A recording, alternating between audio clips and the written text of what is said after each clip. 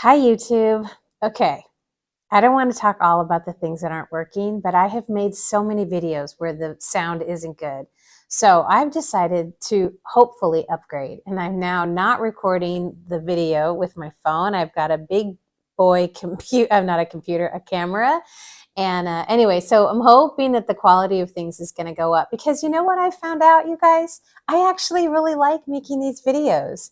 And I know there's only like a tiny little handful of you guys watching me at this point. Like I think the most views I've gotten was on a video I made about my cat, and then like the last video I made actually got a pretty, for me, a relatively decent amount of views, even though the sound was crummy. So anyway, I'm back, and now I'm not going to rush to squish this into 10 minutes because you know what? That's not working for me either. It's not that I can't do it. I've been more or less making it fit, but I'm kind of rushing to get it in those 10 minutes. So let's just talk for a little bit, and we'll see how long this one goes. I'm looking at the time now because I always forget to monitor that. So anyway, I made a video yesterday. I had to take it down right away because the sound wasn't good. And I don't know, we're figuring whatever was going on with my phone. But I wanted to talk about some of the books that are orbiting me right now and a couple of more medicine movies because that's what I talked about in the last relatively successful video, and just kind of start to really find my flow with these little gentle chats that I'm doing my best to offer you. If this is the first time you're joining me, hello, my name's Holly, and that's the concept behind this channel, is just to have a conversation with you guys. I have found such comfort in a decent amount of YouTubes. I'm actually pretty picky, and there's two or three that I really love, that I just adore watching when their videos come out. And in the current climate of the world, I am finding it more and more necessary to do things that I find nourishing and soothing. So once I finish making this video today, I'm going to go create, from looking at it, I'm going to go create for myself another little reading nook. I made one outside, which I've mentioned in previous videos. And I am loving that. It's a little too cold this morning for me to go out there, but most mornings I can, even in this winter temperatures, because I don't live somewhere where it gets very cold.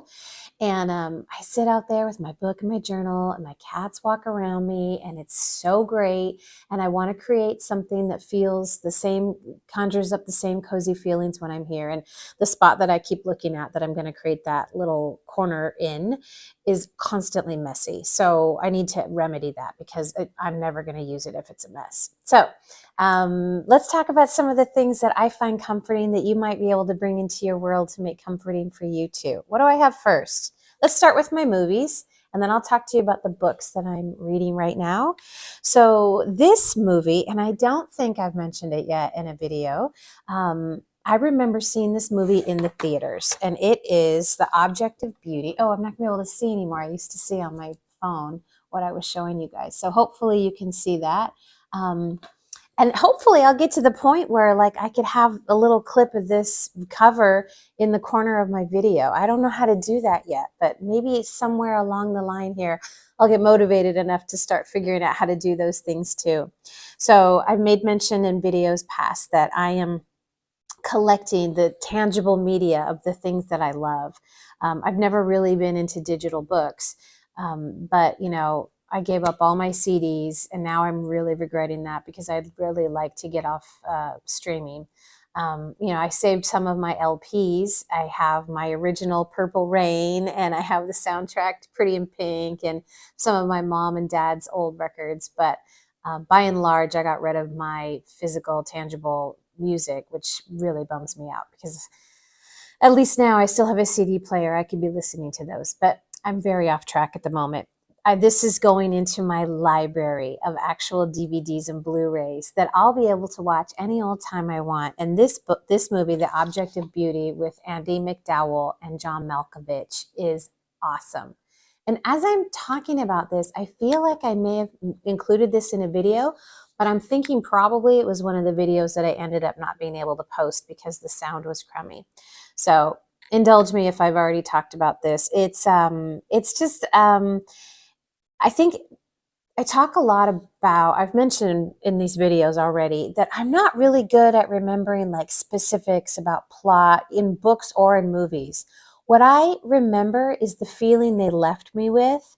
And this movie touched me so much. Back when I first saw it in the theaters, which I can't really see when that was. I think if I remember, it was 1986 when this came out. So that would have made me 16. And I loved this movie then, and I loved rewatching it a few weeks ago with my husband. It's such a nice story. Jake and Tina, John Malkovich and Andie MacDowell, are a sexy, jet-setting couple madly in love and living far beyond their means in a posh London hotel. Confronting a lifestyle and death situation, they plot the phony theft of Tina's prize sculpture to collect the insurance. And I love the sculpture in this movie. Unfortunately, Jake and Tina aren't the only crooks in London. When a real thief snatches the sculpture, the lovers immediately suspect each other of a double cross. The accusations fly and the investigations go into high gear, leading to a hilarious predicament of mix-ups and mayhem. So I totally recommend it. It's just a really thoughtful movie when you boil it all down. And I think John Malkovich does a great job. I mean, he always does, right? I've always enjoyed Andie MacDowell. And the lesser known actors in this movie are really talented. So I'll leave it at that. I hope you'll check it out too. And then the other movie, I haven't rewatched this yet, but I've rewatched this movie several times, which is kind of unusual for me. I usually watch a movie only a couple of times unless I super love it. And I really like this one. I can't say this is one of my top 10 of my medicine movies, but I think the message of this movie is so beautiful. And it's Prelude to a Kiss with Meg Ryan and Alec Baldwin. And I like both of them as actors. And I did see this originally in the theaters. Let's see if I can see the year on this one. I saw it in the theaters, and then I watched it again. Whenever this came out, I can't see, and it might be that I could just put my other glasses on and I'd be able to. Um, but I remember rewatching this in college and being really touched that my boyfriend at the time really liked this movie, because I think this is an incredibly romantic movie, even though it's a little silly and maybe not silly is not the right word, but I just think it's incredibly, really, truly romantic. So I'll read you the blurb. In this unexpectedly moving comedy. That's a good way to describe it. Newlyweds Peter, Alec Baldwin, and Rita, Meg Ryan, find their promise to love each other forever is tested in a way they could have never imagined. Just moments after they exchange wedding vows, an elderly man appears and asks if he may kiss the bride. Rita says yes, and it is not long before Peter notices that his bride is no longer the girl he knew. When he realizes that Rita and the old man have somehow exchanged souls, Peter knows he must find him to get back. He must find him to get back the woman he loves. It's just really, it's about loving somebody for who they are, their soul, and not what they look like. And it's well acted, and it's a feel good movie. So I think I'm going to try to watch this weekend. I got a couple of movies. There's one other one that that I'm going to tell you guys about in my next video, but I think that's the next one up. So those are my medicine movies. They add to the list that I started in the last video. Another source of comfort for me is always stuff from my childhood. And I've really grown so grateful for the childhood I had, because I felt safe, I felt loved. I realized so many people don't have all the beautiful comforts that I had growing up. It wasn't perfect, but it was damn near perfect, and my parents did a great job. So this book I remember getting from the library in elementary school, Owl at Home, and it just became one of those stories that it's a collection of stories, and we read this book over and over and over again. And we still quote this book all the time. My mom, my brother, my sister, and I. It's so sweet. It's for ages 4 to 8, and it's an I Can Read book. So it's very simple. And how many stories are in it? Anyway, I got this again. This is a used copy, but I had given them away. This is a book I like to I like to always have this book for myself. And also, if I meet a little child and I think that they need a good book, I give them this book. There's this book, and then at Christmas time, I give them Morris's Disappearing Bag by Rosemary Wells, which I have that somewhere behind me. I'll pull it out at Christmas time to make a video. I'd love to introduce little people to this book.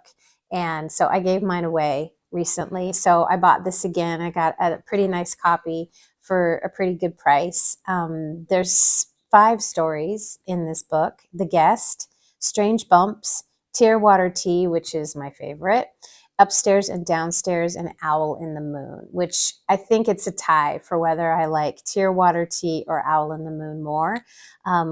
My brother, sister, and my mom and I quote those 2 stories the most, and I love it. And I'm just noticing that this is, first of all, this is Arnold Lobel, and I love him as an author, and that this is it's dedicated to his grandma.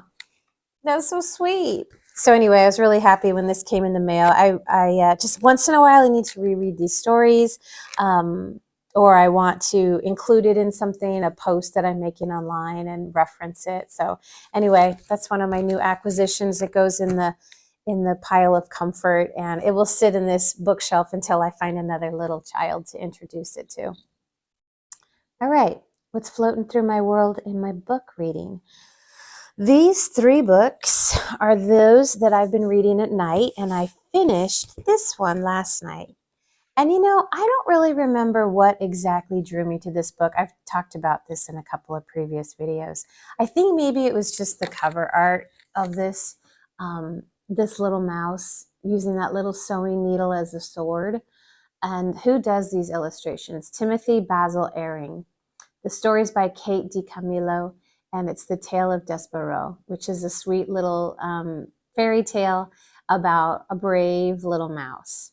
And it's a pretty good sized book, so I'm guessing this is probably, I don't know, maybe a 3rd grade reading endeavor, because it was 267 pages.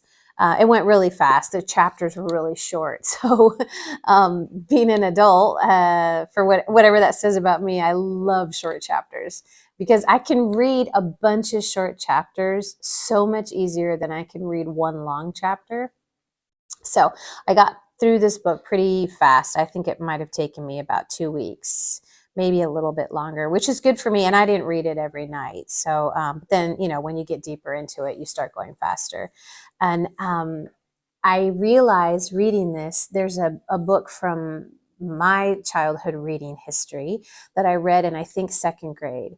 And so I decided I'm going to make a whole video around this book and that book that I'm referencing now, and see how they compare and see how I feel about them. I think a lot of you have heard of you've heard of Beverly Cleary, probably, the author. She wrote so much, and I read so much of her, so many of her books from the time I was in 1st and 2nd grade all the way up through maybe early high school. I read all of those. I think she wrote 15 and Sister of the Bride, and just really sweet stories that probably were more or less took place in the 50s. And I grew up in the 70s. My first 10 years were in the 70s.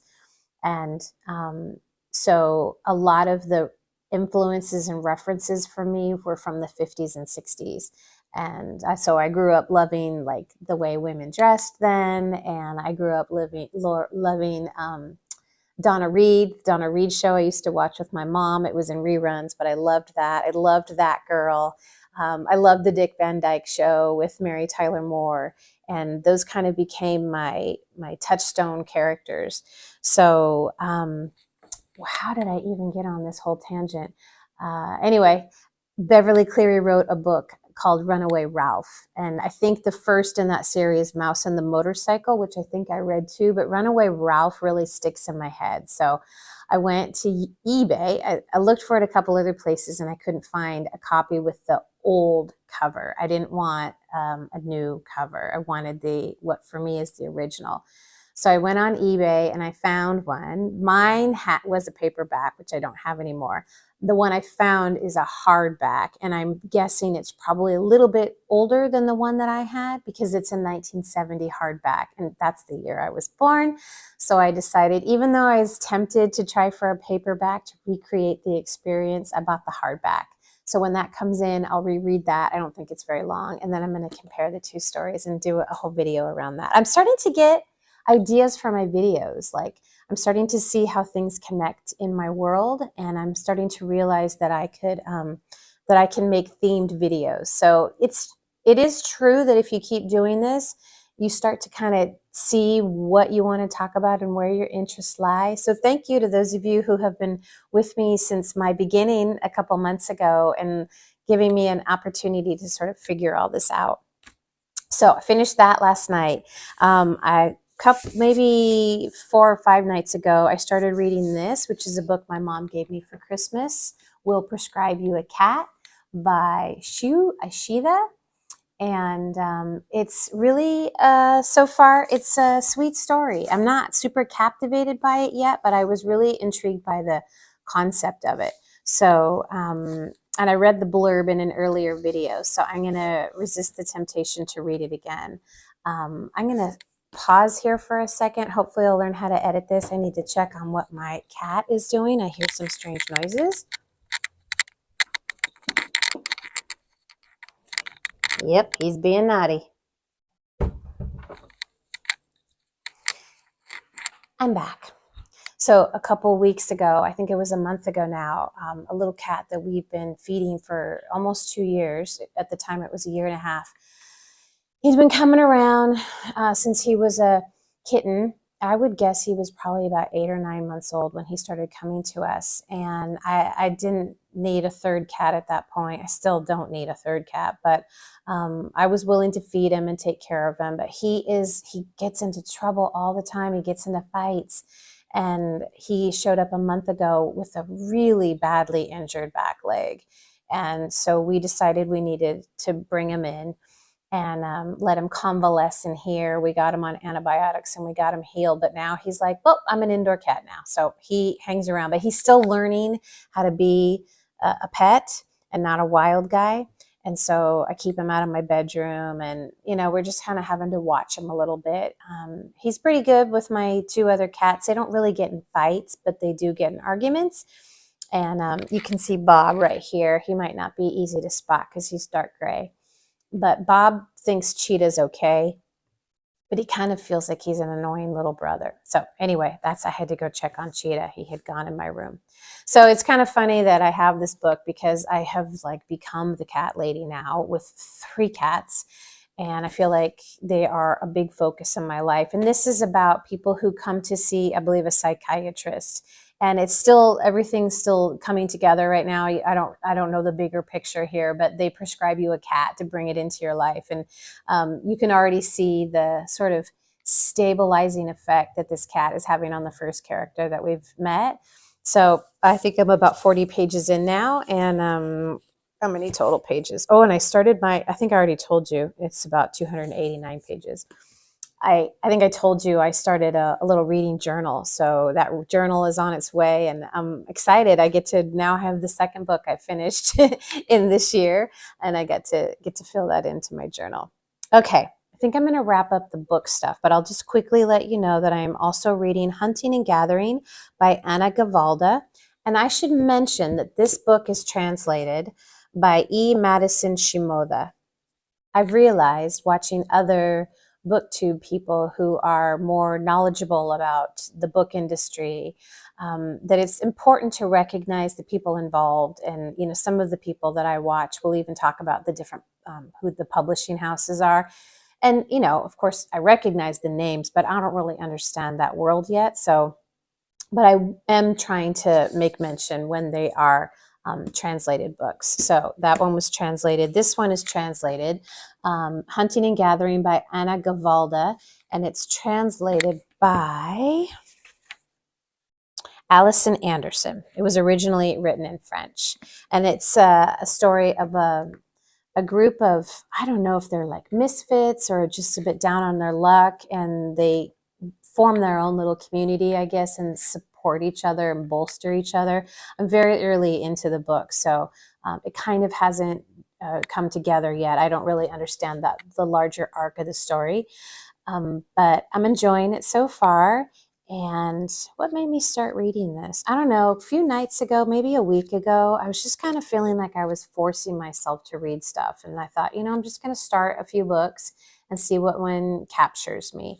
And I liked this one a lot. I don't know, sometimes it's just the pace, the vocabulary, and often it's the length of the chapters that kind of pulls me in. The first 3 chapters of this were really short, so that helped me get going. I have a fascination with Japan and France. And so I often enjoy books from either of those places. And I'm still reading this book that Jim at Great Books, Big Ideas suggested, at the Existentialist Cafe by Sarah Bakewell. You can see all the little tabs I've created for myself because there are so many places in this book that I find really inspiring. And I've talked quite a bit about this book in the past. I got cat fur on my face. I've talked quite a bit about this book in the past, so I won't really go into a lot of detail now. But because I've never read anything I've never read anything about existentialism. I know these names, but I don't really know their work. And as Jim said, there's enough biographical information in here to keep it going and to keep it interesting, so you don't get sort of bogged down in the philosophy of it. But there's so much in this book that I'm not familiar with, like vocabulary words and different authors. And so I find myself stopping a lot, and then I'll go on my phone and I start researching things. So it means that I'm already a pretty slow reader, but it means I'm reading this really, I don't like to say slow, I'm reading this really thoughtfully. I'm letting myself dissect it. I'm noting the things that speak to me. I'm doing my own research. Sometimes I just sit and kind of think about things for a moment. This is my morning read, and it's been such a nice way to start my days. Plus, I feel like reading's kind of, we've let it go by the wayside as a culture, and I'm very much into trying to bolster that back up. So, loving this. Thank you so much, Jim, for suggesting it. I'm a little bit more than halfway through now. We'll see how much longer, but I'm not going to force myself to start speeding up. I'm just going to thoroughly enjoy this book as I already have been. All right, so I'm trying to do the math in my head. I think it's already been 10 minutes, maybe 11. So I mentioned this too in a past video. Do you guys remember I said at the beginning of the year, one of my intentions was to not buy any books until April. And then I was going to take another sabbatical from buying and maybe not buy again until July. And then I had this whole plan on how I was going to slow down in buying books. And that did not happen. And it just didn't. I'm not going to overly dissect it. I kind of knew when I set that goal that it probably was one that I'd be really likely to break. And I didn't last very long. I think I maybe lasted 2 weeks. Maybe it was a total of 3. So new books have started to come to me. I almost always buy them used.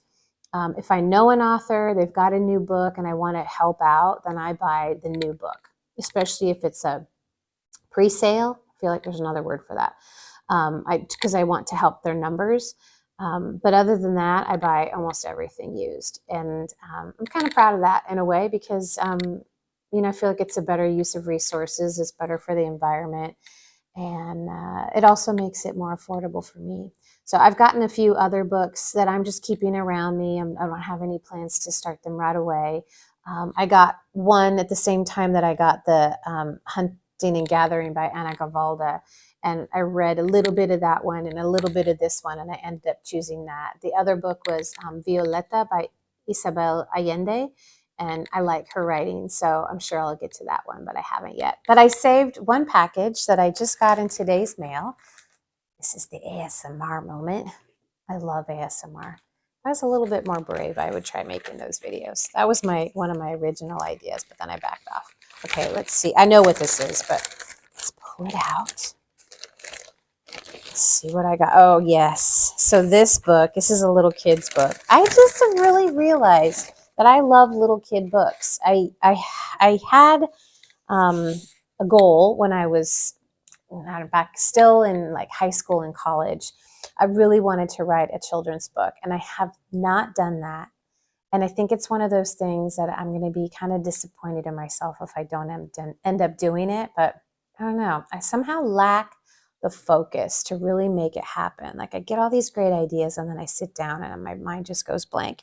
But this book looked so cute. So I'm going to enjoy it and love it. And then when I meet a little kid who I think would like it in their life, I'm going to give it to him or her. But it's called Henry in Love. It's by Peter McCarthy. I think I looked at it for a while and then I decided to buy it. Plus it's a previous library book, which I love getting library books because I love the library. Oh, and there's little kid handwriting in here. I don't know. This looks like an A plus. This is like a little red pencil mark in there. I'm assuming it's from a little kid. Henry is a bit of a dreamer and not much of a talker. Then there's Chloe, who says what she thinks and knows how to turn a spectacular cartwheel. This is the story of how one blueberry muffin makes all the difference. I caved. I mean, I just love them. And I look at these cute illustrations. So I indulged. I mean, I don't think I spent more than, I think it was about $5 or $6, which isn't bad. And it's a nice hardback cover. So I'm going to see if I can figure out who did, maybe Peter McCarty did the illustrations too. I was going to see if I could give credit to the illustrator. Off the top, I'm not seeing one. First page. Henry awoke to the smell of blueberry muffins. He got ready for the day. Oh my God, these pictures. And headed downstairs to the kitchen. Let's see. For breakfast, Henry and his brother Tim had cereal, toast, a banana, and a glass of juice. The blueberry muffins are for school, said their mother. Oh, this is really sweet. So I don't know who drew these, but maybe it's also the author. They're really cute illustrations, and that's part of what drew me to this. Yes, Peter McCarthy has written and illustrated several books for children, including Hondo and Fabian, a 2003 Caldecott Honor Book, and New York Times Best Illustrated Book of the Year, and its sequel, Fabian Escapes. T is for Terrible, Little Bunny on the Moon, Move, and Moonplane, the 2007 Charlotte Zolotow Award winner. He lives with his family in Clinton Corners, New York. Anyway, that was my splurge. And we'll see who ends up getting that in my life. And then this book, and I brought another book to tell you an idea I have for a future video, and then I'll let this one wrap up. I think it was last year in one of my first videos, I talked about reading this book, Mom, the Wolfman and Me by Norma Klein. It was so enjoyable, and I had read it. I think I read it when I was in 5th grade, and I loved rereading it. And I love this book because it's a library book, but you can tell somebody fashioned this hardback out of a paperback. And I used to do this kind of stuff when I was in high school. I think it was my sophomore year. I worked in the library for one period. It was like a, whatever, student helper. And that was one of the things they had me do was I would stay in the back and I would like rehabilitate the books that were kind of busted up. And so I can just imagine somebody cutting this cover. They had to make a spine, the words, and then cutting out the back and then getting them affixed to this hardback. I don't know, did they provide just blank hardbacks like this? Comes from the John Mall High School Library in Walsenburg, Colorado. Anyway, so I read this, loved it. It put me in a really happy mood to reread this. And as I was reading it, it occurred to me, it reminded me so much of this movie, which is another medicine movie, The Goodbye Girl, with Marcia Mason and Richard Dreyfuss and Quinn Cummings. I've been watching this movie since I probably saw it wasn't new, but it wasn't that long after it first came out, which is probably like about 1977. I don't think I saw it at that point. That was 1st grade for me. But a couple years later, maybe when it started playing on TV, and my mom would have me watch it. And I love it. And I've watched it kind of recently. It's not that hard to find on TV. And I think it was on HBO over the summer, something like that. Pretty sure I've had my husband watch it a couple times with me too. But I'm going to rewatch this, keep this in mind. And then this author, Norma Klein, I read a few of her books. And the other one that I read was called Domestic Arrangements. And it was like this really, I think I read it when I was in about 8th grade. And it was a story about a boyfriend and girlfriend, and they like go all the way. And I think she might even spend the night with him. And, it's pretty provocative for 12, 13 years old to be reading that. And I even had the book and hid it like on the side of my bed, like all stuffed up in my covers. And my mom found it. And I came home one day from school or something, and the book was just lying on my bed. And I was like, oh my God. And So she asked me, was I reading it? It seemed a little bit adult. I don't really remember ultimately. I think she let me keep reading it, but it was kind of an embarrassing moment. So guess what? I bought that book.